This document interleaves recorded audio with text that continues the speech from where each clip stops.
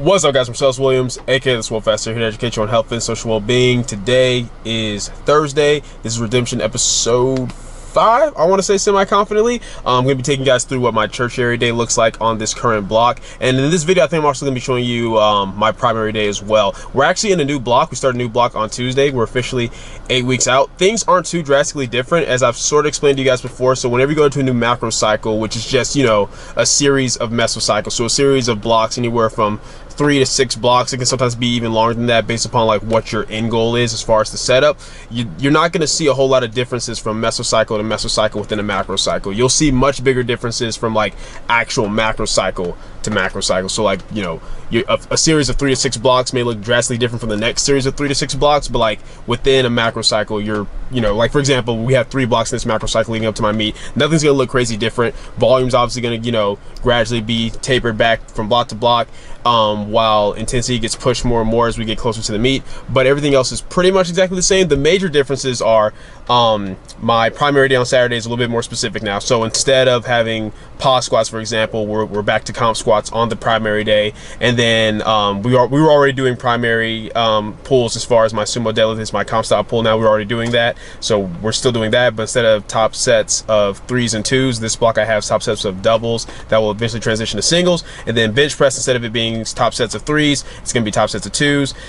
My secondary push day, where I focus on the squat and the bench is exactly the same, but instead of working up to top sets of 6 with back down sets of 7, it's top sets of 5 with back down sets of 6. Squats are a little bit different. Basically, we just switched it, so now instead of pause squatting on the primary day, we're pause squatting on the secondary day. So top sets of 4 followed by back down sets of 5. That will probably eventually turn to top sets of 3s and back down sets of 4. My secondary pull day looks exactly the same. It's going to start with a top set of 6, then next week will be top set of 5, then top set of 4, top set of 3. So it's going to start at 6s, end with triples, and then the back down sets will match, you know, whatever the top set is as far as rep ranges. So that's all exactly the same. The main thing that's going to be different is today, which is a tertiary day. Now, last block, it was pretty much focused on high bar squats and then tempo bench press. And today, we still have the tempo bench press, but squats are going to be a little bit different in terms of what we're doing and why. So I'm going to take you guys through that, explain what we're doing, while we're doing it, and y'all already know how these workout videos go. Hope it's informative, hope it's enjoyable. Let's get to the gym.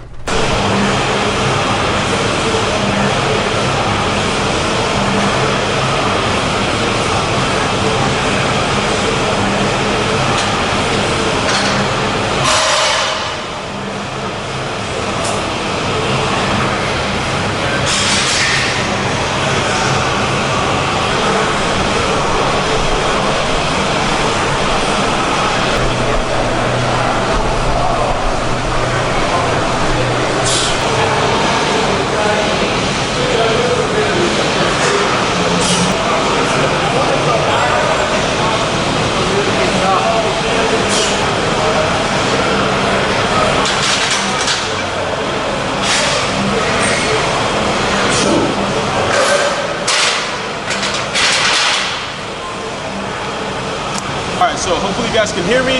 You guys just saw me work up to tempo single at RP6 sleeveless. So the thing that we changed today is rather than doing high bar squats where I build up to like, you know, a top set of whatever the prescribed rep range is at RP6, what we're doing now is building up to singles at whatever the prescribed RP is, which I think is 6 for the entire block. I have to double check to see, but we're doing build up singles to that, and then I have my usual back down sets of 7, which will still be sleeveless. So you guys already know the tertiary day is beneficial primarily for 2 reasons for most people across the board. One, it allows you just to get some additional volume in, some very light, easy volume, like literally like, you know, usually anywhere between 60 to 68% of what your lower rep max is, because you've already done your volume-based days. But due to the amount of fatigue that you build by the end of the week, working with like, you know, 60 to 68%, even though it's objectively not that heavy, so exertion won't be that high, it still is enough weight when combined with that fatigue to produce a stimulus. And it's also a very technique-focused day. Once again, due to the fatigue that you're feeling, that 60 to 68% is going to feel heavier than what it actually is. So you really have to focus on being dialed in as far as your technique. Well, beyond that, the tertiary day can be very specified based upon one's individual goals. For me, you guys know, as I've said on the channel before, I respond really well to intensity. So what Brendan likes to do on my tertiary day, especially when I'm getting closer to meet, is give me things like singles so I can work on being more sport specific for my powerlifting meets, as well as get some relatively heavy stuff on my back despite it being a tertiary day. However, since we still want to keep exertion low so that I'm not too fatigued for my primary day, which is on Saturday, we always throw little variations in. Like for example, I work up to a single on the bench press, right? But aside from keeping the RPs relatively low, what we do is we throw in something like a tempo. So on bench press today, I have to work up to a 3-second tempo eccentric pause single. With this, same thing, tempo eccentric as well as going sleeveless. Tempos don't throw me off too badly for the same reason that pause work on the squat is throw me off too badly, because I'm very much controlled on my eccentric and my squat anyway. But taking the sleeves away, which kind of takes away some of that driving force out of the hole, definitely makes me be more careful with my weight selection. And it's all about proper form and position, more so than the weight on the bar anyway, but it still lets me get something relatively heavy on my back. But anyway, that was it for my tempo single. Now I have 2 back down sets of 7, still sleeveless, but without the tempo, and then I've got bench press after that.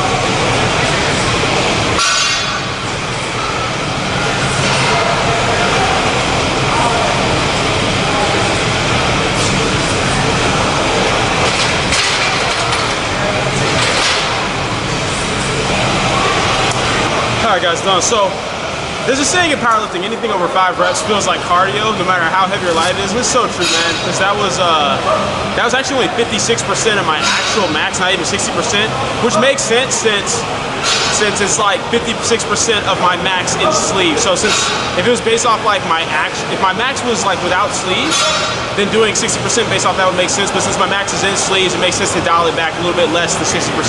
But anyway, felt good, moved really well. About to go ahead and start tempo bench press. You guys have seen me do this before.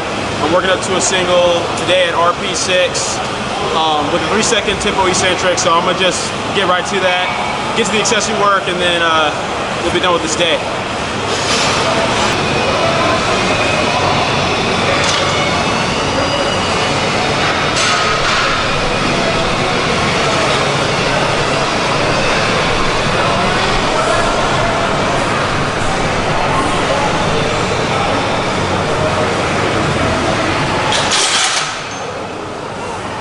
Alright guys, so my tempo single felt really good. That was 136 kilograms, which is 300 pounds exactly for my tempo single at RP6. The only thing I've changed with bench over the past like 2 or 3 weeks or so is before, I would make sure I slide into position to press as hard as I can, get my glutes tight, get my scapula tight, unrack it, and then do the usual thing I've taught you guys about, retracting on the way down, pushing my chest towards the bar, pressing to the ground with my legs. What I've changed now is I actually unrack the weight with my butt still in the air, and what it allows me to do is get into a better position as far as really wedging my shoulders back, getting into a much more depressed position, and then when I unrack it, I'm basically using the leverage of my legs, which is why my butt's not on the bench yet, to really roll my shoulders over and just put me into a better position as far as the bench press. Then I set my glutes down and go from there, and it just feels really good. It lets me stay in such a optimal position where the only thing I have to focus on as far as my back is purely just retracting on the way down and just keep my chest high. So it felt really good. Now I've got 2x7 back downs with 62% of my max, and then 2x7 dumbbell press with add like an RP6, and then some other accessories, and that'll be it.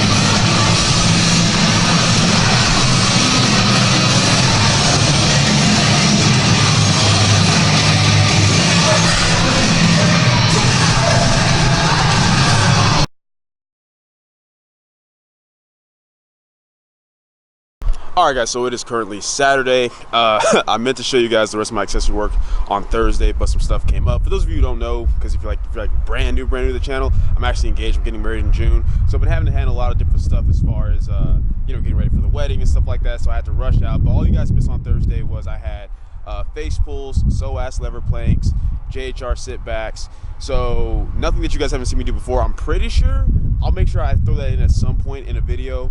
At some point during this block, just so you guys to see the movements in case you haven't seen those. Like, I know you guys have seen face pulls, but I'm not sure if I've shown you guys psoas lever planks or JHR sit backs on this channel before. So I'll definitely make sure that I show you guys that. But anyway, like I said, it's Saturday. About to head to the gym, get this primary day in. Let's go. All right, guys, so we're here at the gym. Usual suspects are behind me, JD and Michael. We're all about to get it in. We all have squats and deadlifts. Then they're gonna abandon me when I go to bench press. But yeah, I'm working up to a top set of 3 at RP6. I'm not sure what they're working up to yet, but it'll be on screen. I'll probably be recording the top sets for you guys so you can see real squatters. You know, your boy's still out here trying to catch up. But yeah, let's get to it.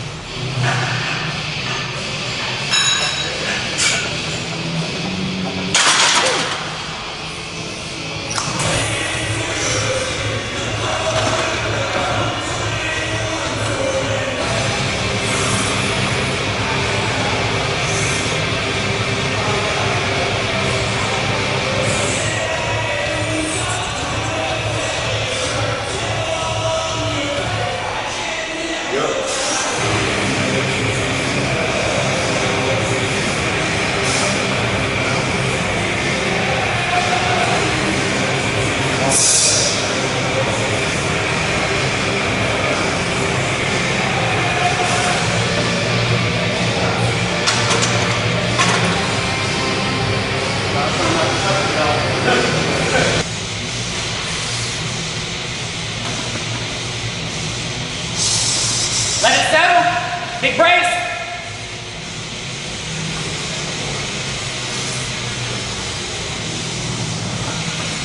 Oh yeah.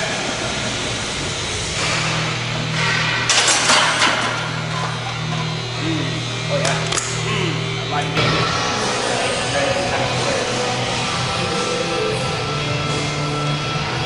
Fast, come on. Ribs down. Yes, sir. Do those squats. Come on, Marcellus. Yes.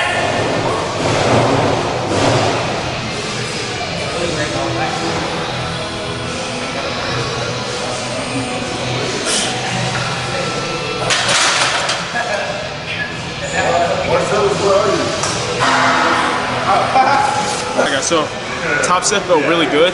I hit exactly what I was hoping / expecting to hit for my top set was 6, 420, and then back downs felt really good as well.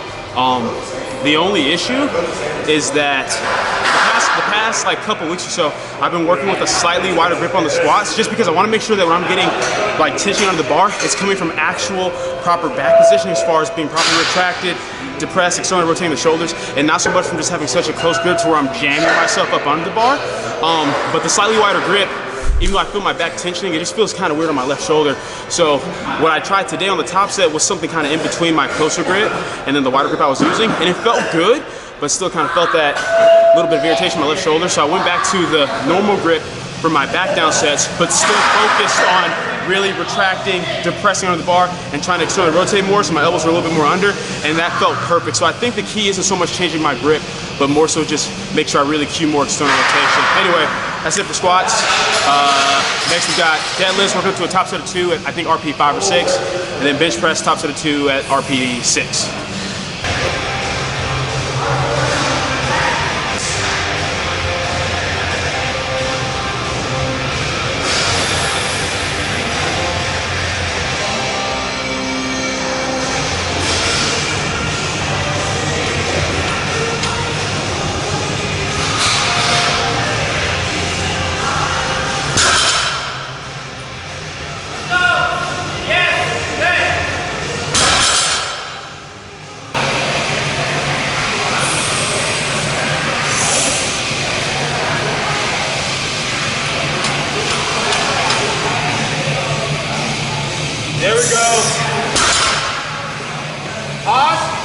Yeah.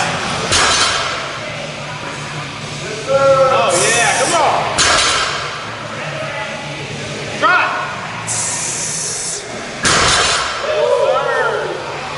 That was easy.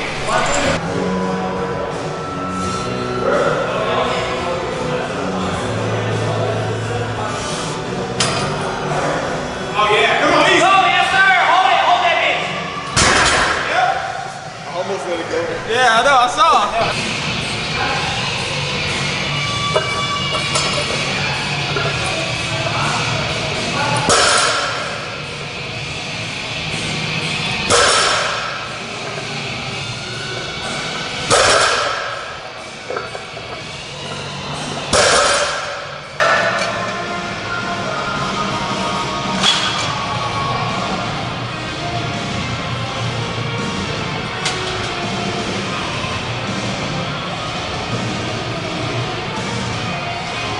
Oh yeah, come on.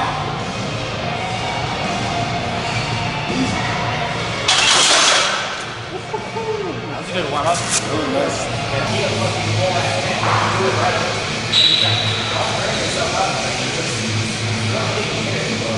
You go in, everything is like this, and you're not going to do what's strong as you're doing.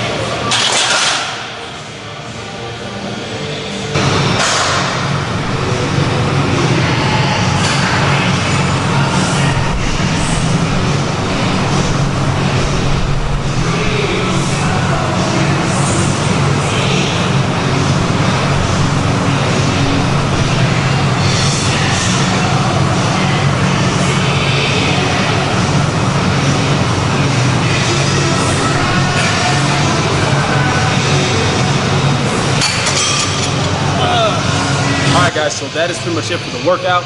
I'm super happy with how the first SBD session of this block went.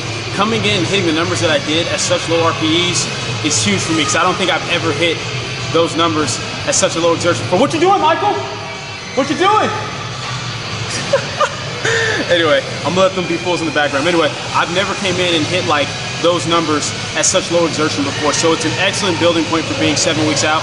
As you guys can see, your boy's hitting his calves at the end. So those of you who follow me on Instagram already know this. Those of you who don't, you're about to find out. I'm back to actually training my calves consistently. So long story short, when I first started lifting weights, when I transitioned from calisthenics to lifting weights, I would hit everything religiously because I did full body side training, including my calves. What you doing, guys?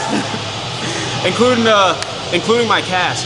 But the quality at which I was training my calves was absolutely garbage. So by the time I learned how to properly train the calves as far as like, you know, a good range of motion, making sure I'm kind of like pausing at the bottom and pausing at the top just to make sure the gastroc is doing the work and not the Achilles tendon, the quality was better, but I wasn't consistent. And like I tell you guys all the time, you have to be consistent in quality. If you're just consistent doing the same thing over and over, but it's not quality, you won't get results. And if you're doing something that is quality, but you're not consistent with it, you still won't get results, or at least not the results you want. Now, believe it or not, my calves at one point were smaller than what they were now. I think my calves last I measured, I have to go back and look at the last physique update video I did. I think they're like 14 inches around the gastroc.